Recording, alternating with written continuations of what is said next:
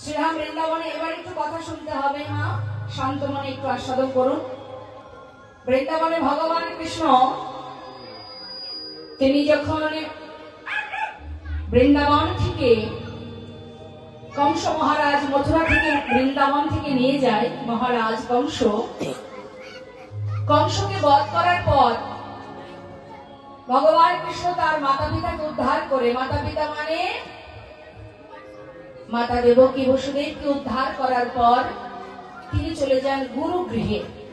ভগবান কৃষ্ণ তিনি চলে যান গুরু গৃহে, গুরু শান্তিপুরী মুনির আশ্রম। সেইখান থেকে রাজনীতি বিদ্যা গ্রহণ করে, শিক্ষা গ্রহণ করে তিনি কিন্তু আর বৃন্দাবনে ফিরে যাননি। সেখান থেকে তিনি চলে যান দ্বারকায়। হরিবল হরিবল। একবার চিন্তা করতে হবে মা, আমরা শুধু আমাদের কষ্টের কথাটাই ভাবি, কত কষ্ট আমাদের জীবনে। যেন মনে হয় ভগবান যদি সুখে ভরিয়ে দিত জীবনটা, তাহলেই বোধহয় ভালো থাকতাম।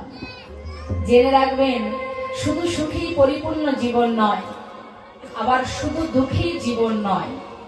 জীবনে সুখ দুঃখ দুই ভাই, এরা আসা যাওয়া করবে। চিরকাল কারোর দুঃখ থাকে না, চিরকাল কারোর সুখ থাকে না।